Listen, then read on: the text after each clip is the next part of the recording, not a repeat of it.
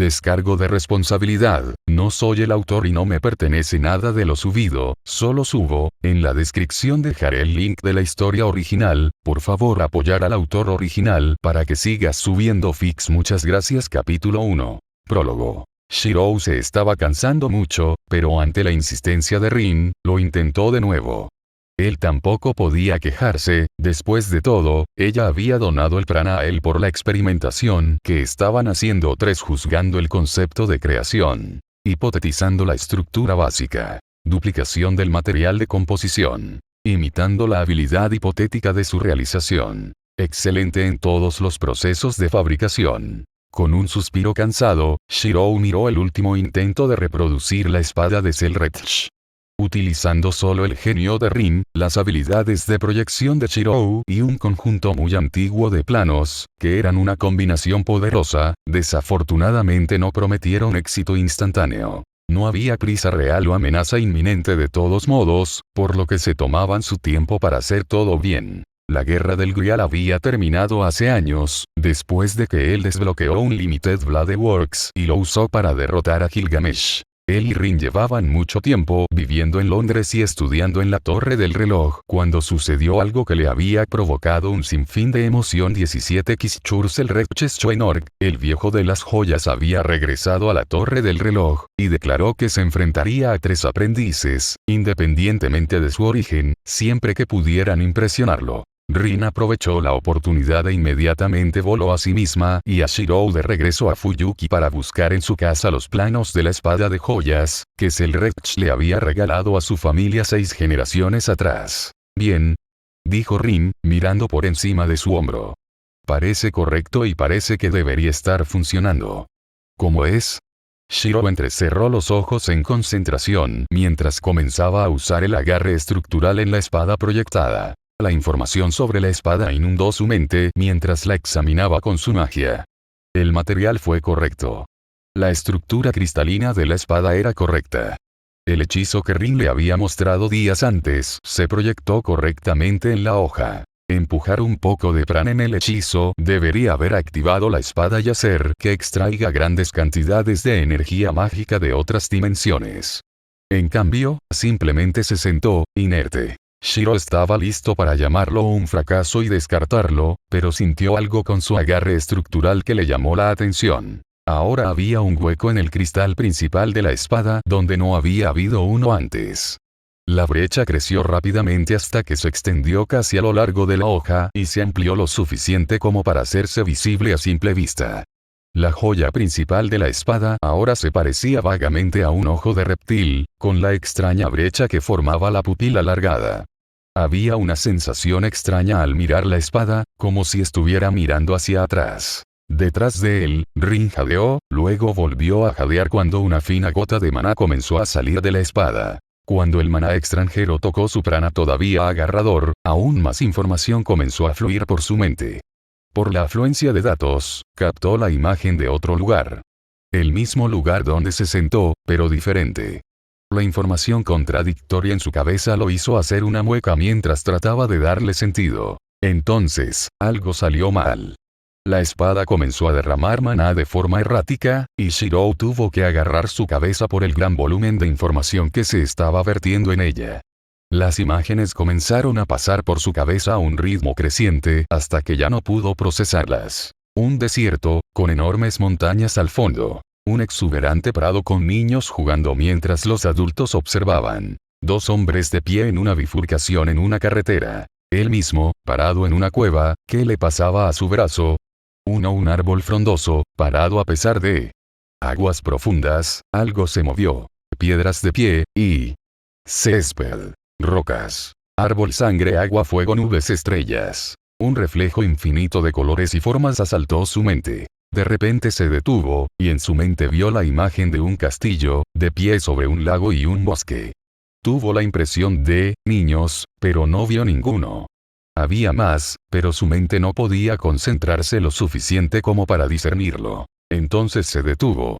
El flujo de maná, la afluencia de información e imágenes se detuvieron por completo, y Shirou aprovechó la oportunidad para sacar su prana de la espada. Lo miró un momento más, notando que la brecha en forma de ojo que ahora asumía era la apertura a otra dimensión en realidad no se había cerrado. Finalmente lo descartó, dejando que la espada se rompiera en partículas de prana. Después de un momento, su cerebro se recuperó lo suficiente como para darse cuenta de que Rin estaba gritando su nombre. ¿Qué pasa, Rin? Preguntó. ¿Qué pasa? Ella le gritó de vuelta. Esa réplica comenzó a escupir maná y de repente parecía que sentías un dolor extremo. Lo descartaste hace 2 minutos y has estado mirando la pared a pesar de que grité tu nombre. Se reclinó en su silla para tratar de evitar que ella gritara directamente a la cara, pero ella ya había dejado de gritar. Sin embargo, ella se mantuvo cerca y lo miró a la cara, antes de inclinarse hacia atrás y mirar al resto de él. ¿Estás bien? Preguntó, en un tono que indicaba que si él no daba la respuesta completa, pronto no lo estaría. Shirou reunió las partes dispersas de su mente y comenzó a componer su respuesta. Creo que funcionó. Dijo, haciendo que Rin levantara una ceja. Cuando el maná que se filtró entró en contacto con mi agarre estructural, recibí información sobre de dónde venía el maná. Al principio fue un poco doloroso debido a lo extraña que era la información. Sentí que era la ubicación que estábamos obteniendo. El maná era el mismo que yo. La fuente y el destino eran iguales, pero diferentes. Rin sonrió ante esta información, viéndola como una señal de que estaban cerca de completar su tarea. Pero luego se volvió errático. La fuente ya no era la misma, y seguía cambiando, más rápido de lo que podía seguir. Abrumaba mis sentidos. Finalmente pareció asentarse en la imagen de un castillo. Entonces, se sintió como la espada bloqueada. Después de eso, tanto la información como el maná dejaron de fluir. Rin todavía parecía preocupado por él, pero aliviado de que estaba lo suficientemente bien como para explicar lo que había sucedido. Ella sacudió la cabeza ante la facilidad con la que él dejó pasar la experiencia de tener un tren lleno de información que se le pasó por la cabeza. Digamos que ha sido todo por hoy. Ella dijo, notando la expresión de alivio en su rostro. Creo que estamos lo suficientemente cerca como para que podamos intentar proyectarlo en una Swordblade de repuesto mañana. Ella sonrió al ver su rostro caer. Sin embargo, tu magia parece un poco baja. ¿Por qué no vamos a ver qué puedo hacer para rematarte antes de mañana? Podía ver el momento en que el cerebro sobrecargado de Shirou finalmente entendió su significado por el sonrojo que se extendió por su rostro. Sonriendo, inclinó la cabeza hacia la puerta que daba a su laboratorio y al resto de su casa. Asintiendo, Shirou se levantó para seguirla. Independientemente de lo cansado que estuviera, esa no era una oferta que iba a rechazar 18 sin el conocimiento de ninguno de ellos. En una realidad de bolsillo conocida como Unlimited Blade Works, había una copia de la espada de joyas. La línea en forma de ojo dentro de la joya se abrió aún más, y se formó una grieta en la joya. Si alguien hubiera estado cerca para verlo, habría parecido que el espacio alrededor de la espada comenzaría a distorsionarse. Algo estaba mal. Lo empujaban hacia arriba, hacia abajo, hacia el centro, hacia el frente. Era algo dentro de él. Algo estaba mal. El castillo llenó su visión y estaba ciego a todo lo demás. Shirou se despertó con un jadeo y se sentó. Por un momento, fue asaltado con una sensación de vértigo tan fuerte que pensó que iba a vomitar. El vértigo pasó después de un momento, pero se quedó con la fuerte sensación de que algo andaba mal. Algo dentro de él. Abrió un Unlimited Blade Works dentro de él, y se sorprendió por lo que encontró. La copia final de la espada con joyas estaba a punto de agrietarse, e incluso dentro de su mármol de realidad, estaba causando disturbios en el aire a su alrededor. Mientras miraba, la espada se hizo añicos.